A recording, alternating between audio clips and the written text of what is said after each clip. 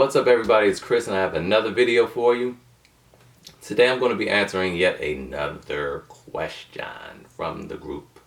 Someone asked, should I become a real estate agent to gain knowledge about my area to find better deals? Yes, that is a brilliant idea. This dude thinks outside the box. That's what the only reason I want to be, if I'm being honest, the only reason I want to be an agent is so that me and my family can just go look at houses whenever we want to. We enjoy doing that. I already know a good amount about real estate to kind of know how the, I hate using the word kind of, to know how the transactions work out. I know how to do that.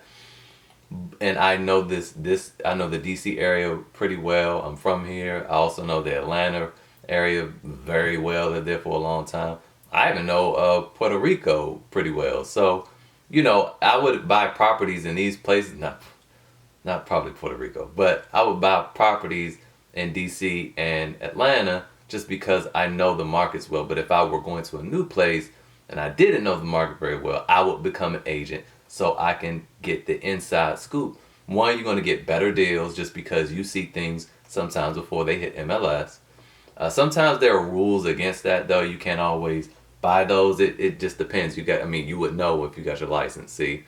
So, you would also be able to, especially if it's a house for you and you're going to live in it the first year, this is a nice little hack here. You're only going to be putting 3.5% down. Depending on your brokerage, you want to get up to 80% or 100% of the commission. So you would actually get your down payment back as soon as you close and then some. So it's a sweet way to get a house, no money down. It would come in the form of, you have to pay taxes on that, of course, but still, it's a nice way to still get a house with no money down. We're not talking about taxes and all that. We're just talking about income, gross income. But yeah, I think that's a brilliant idea. I highly encourage anyone to do it. If you ever plan on buying a house or selling one, I think you should have your license. The license really don't cost that much money. And it doesn't take that long to get one. You don't need any special training like a college or anything. It's just, I know, like, get your license in California. You could find classes as low as $129 that are all done online. I know in Maryland it's $250 for the course. There are little fees you gotta pay for. Then you gotta pay for the test. You gotta pay for the license. But the test might be like $175. The actual license itself, $60. We're not talking about like a ton of money, and this happens over a couple of weeks. So yes, I highly recommend that someone do that. Moving on to the next question. The question was, what is the best real estate investment to start with $100K cash? Now, the thing about questions like this, I could tell that the person has not done, in most cases, has not done any real planning. Whenever you're about to embark on any venture, you want to try to plan it all the way through to the end. Okay? Think about the end in mind before you even start. How do I want this to end? And when you determine how you want things to end, then you start working your way backwards towards the beginning. And that gives you a very clear roadmap to meeting your goals. Because I can tell he doesn't know, because he just asked, what's the best real estate investment? And maybe he's just asking this to get ideas, which is very good. It's a good start. But to get ideas, the thing is, though, you have to first ask yourself, what do I like doing as far as real estate? I could tell you what I like doing. I like house tours. Okay, me and my family like walking around nice houses and critiquing them, right? I like interior design. I don't necessarily, and I'm a tinkerer, I like solving problems. For instance, that recent deal that was down south in that house that we missed, that had $120,000 worth of equity in it, it had bad mold and no one could figure out what the leak was. It took me 5 minutes to figure out what the leak was. And that's how it's been sitting for 2 years. It took me literally 5 minutes. I walked downstairs, looked up, and it's leaking from that. You know, I like doing stuff like that. Now, do I actually like tearing down drywall and all that? Nah, no, I can do it. But I don't really get a kick out of it or nothing like that. But I do like making houses look beautiful without the demolition. So you gotta ask yourself, what do you like doing? I don't really like arguing with people to get my money. Now, again, you know, landlording could be decent, but I don't like relying on other people for my own security, so I won't make a good landlord. Like every month I gotta hope that everything is going good with you so that I could take care of my family. The only way I become a landlord is if I was getting money from something else to pay all my bills. And then at that point I don't need to be a landlord, so why would I do it? So, you know, you gotta ask yourself that. Now about flipping. Again, I might like making houses look beautiful, but does that mean I want to, you know, do all the demolition and stuff? Not really, you know, but I do it, and then I got to deal with contractors. Now, I don't like having to, again, rely on someone else for my own stability and security. That might be okay for you. Now, see, I also have a wife and 2.5 kids, so I have a lot, you know, riding on that. So maybe you don't have a wife and 2.5 kids that you got to take care of, and it's just you, so you can, you know, take more risks. You know, everybody is different, so you have to assess your own situation before you really even start asking questions. Now, the next thing, asking questions to the public, you need to ask these personal questions first. Where do you want to live? You want to set up shop? You know, you in your early 20s, you setting up shop in LA, all to find out later on in your late 20s or early 30s, like me, you realize that I don't really like the city anymore. I think I want to live in the country. And now what you're going to do all those properties. Now, again, you could find a management company, try to manage them, but you know, it's not wise to be away from your properties, even when you have a property manager managing them, because when you need a repair, you better believe they gonna tear you up. Something that might only cost $200 to fix, you might get a bill for $1,200. You know, you want to be nearby so you can dispute those things and really see what's going on, or maybe fix them yourself. I want to keep an eye on my properties, man. I don't recommend you invest where you know, in places where you don't live, unless you're just so big that you have, you know, hundreds of millions of dollars or tens of millions of dollars where you can afford to buy, you know, subdivisions or just, you know, hundreds of houses. That's kind of different. You have to have employees, but, you know, I don't recommend that.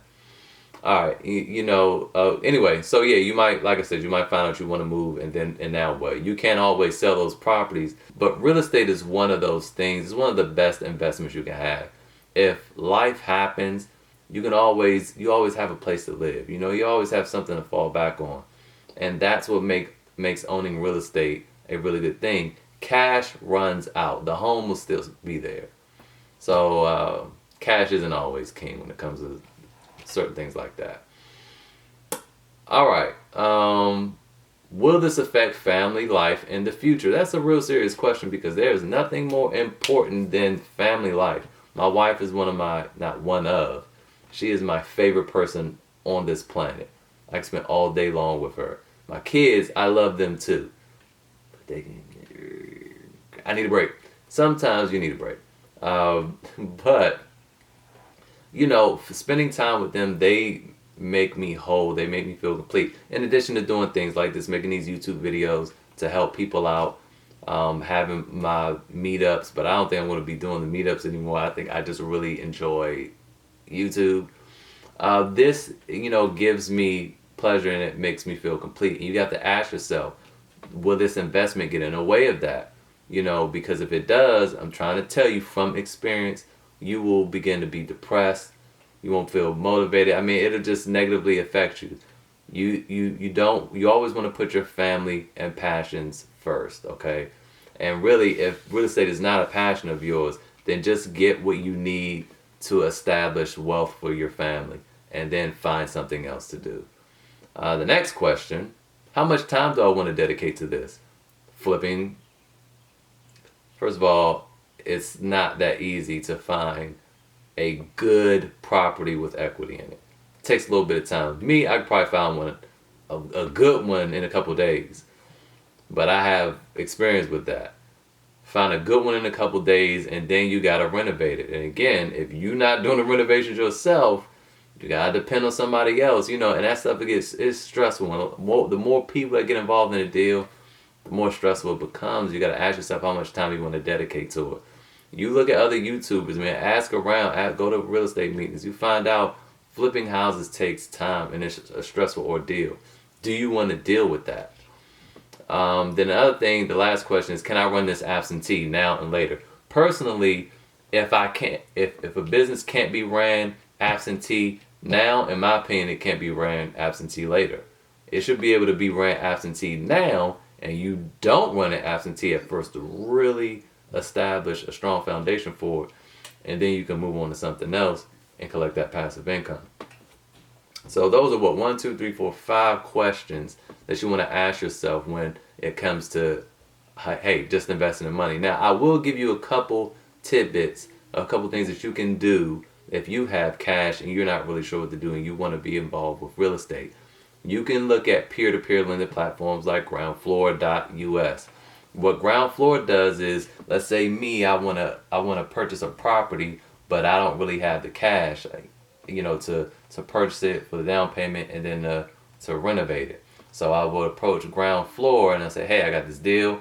They'll look at the deal and say, yeah, we like it. We see potential in that.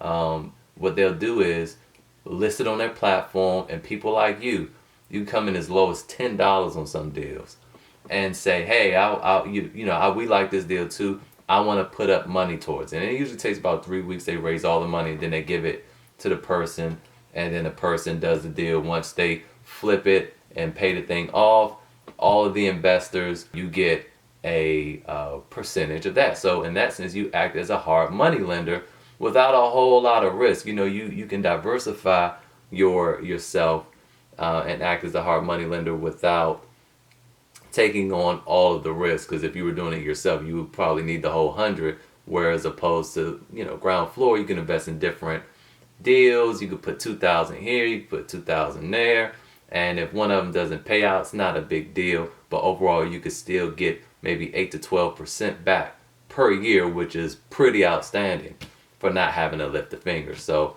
that's one thing that I would recommend you do if you had some cash and you wanted to get into real estate, but you didn't really want to spend the time, to do these things. And some of those properties on Groundfloor, they might be nearby. You can actually ride by and check the progress on it, or even pay somebody to go ride by to make sure things are going well. But Groundfloor is taking care of that, and all you got to do is just a couple clicks and collect those checks. So that's that for this video. I hope you guys enjoyed it. If you liked it, go ahead and punch that like button. Consider subscribing. Again, it helps me out, helps my channel out, so I can make more videos like this and upload on a daily basis, at least for now, because again, family is important. But yeah, so consider subscribing. I would appreciate it if you did. If you have any questions, comment down below, and I'll try to answer them. Maybe I'll answer them in the comments. I'll answer them in the comments. I will definitely respond there. But I might even make a video on it. And yeah, that's it. I'll see you guys next time. Please allow me to introduce myself. I'm a man of wealth and taste.